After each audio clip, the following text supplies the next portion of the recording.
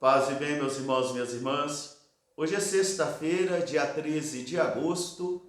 A igreja celebra a festa de Santa Dulce dos Pobres. E nós, capuchinhos, celebramos o nosso beato Marco de Aviano, que viveu de 1631 a 1699. O evangelho de hoje é retirado do livro de Mateus, capítulo 19, versículos de 3 a 12. Os fariseus chegaram perto de Jesus e perguntaram para o tentar: Mestre, um homem pode dar carta de divórcio e repudiar a sua esposa? Jesus respondeu: Por acaso não lestes na Escritura que o Criador os fez homem e mulher, e por isso o homem deveria deixar a sua casa e unir a sua mulher, e assim formarem uma única carne, e assim serão um só corpo? Eles responderam: Então por que Moisés autorizou dar uma carta de divórcio quando se repudia a mulher? Jesus respondeu-lhes: No princípio não era assim. E se Moisés deu essa autorização para vocês darem o divórcio e repudiar, é por causa da dureza dos vossos corações. Mas eu vos digo que quem divorciar-se da sua esposa, a não ser que seja por motivo ilegítimo, e contrair vínculo com uma outra pessoa, comete adultério. Os discípulos então disseram a Jesus: Se a condição do homem e da mulher no casamento é assim, então é preferível não casar. Jesus respondeu-lhe: Nem todos conseguem compreender essa mensagem. Há aqueles que não se casam por um defeito de nascença. Há aqueles que não se casam porque foram mutilados por terceiros. E há aqueles que não se casam, que renunciam ao casamento por causa do reino dos céus. Quem puder compreender, que compreenda. Palavra da salvação. Meus irmãos e minhas irmãs, hoje essa palavra chega até nós e é um tema muito espinhoso para todas as igrejas, de tal modo que há padres, pastores que não gostam muito de tocar nesse tema, porque ele pode ferir sensibilidades e ele pode deixar também a pessoa antipática aos olhos de outras pessoas. Mas esse é um grande desafio para as igrejas, porque Jesus proclama nesse evangelho a unidade, a sacralidade e a indissolubilidade do matrimônio cristão. De tal modo que quando acontece um sacramento, a igreja não tem autoridade para desfazer esse vínculo.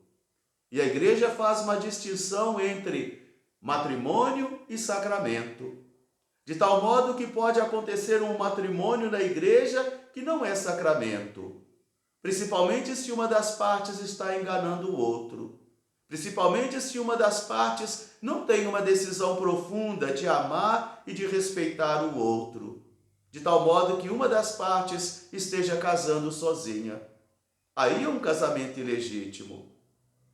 Jesus vai dizer então que a sacralidade do matrimônio, a indissolubilidade do matrimônio é um sacramento e que ninguém pode desfazer o que Deus uniu.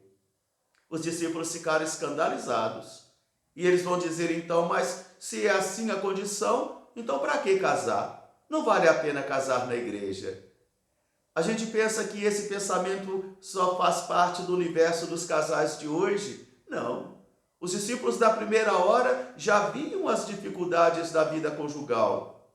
E às vezes, para se manter fiel a esse amor supremo, de verdade suprema revelado por Jesus, os casais vão ter que passar por sacrifícios enormes.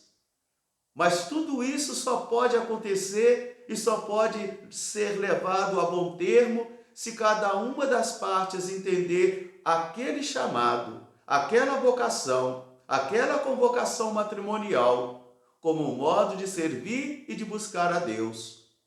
Por isso Jesus vai apresentar que o matrimônio cristão é um caminho de santidade. É um caminho de busca de Deus e que vai exigir, como todas as outras vocações, um pouco de sacrifício para manter a fidelidade a esta verdade suprema que Jesus revela a cada um de nós. Há mais de 21 anos que eu trabalho com os casais da Segunda União para acolher a todos eles dentro da igreja, para dizer que a igreja está com os braços abertos para poder acolhê-los e para poder ajudá-los a buscar a santidade de vida quando ela não puder reconhecer a nulidade do seu matrimônio. Não tenhamos medo de tocar nesse assunto, não tenhamos medo de refletir, mas principalmente não tenhamos medo de propor aos nossos jovens, de propor aos nossos casais um matrimônio como caminho de santidade. O que nós não podemos é mergulhar numa mentalidade instável, em ideias fracas e assim adaptando ao Evangelho de acordo com as conveniências das pessoas. Nós não estaríamos sendo verdadeiros e na mentira nós não podemos pregar a palavra de Deus. Logo mais, às 19 horas, nós teremos a Santa Missa aqui em nossa Igreja Matriz e também as mães que oram pelos filhos, rezando o terço pela Semana Nacional da Família.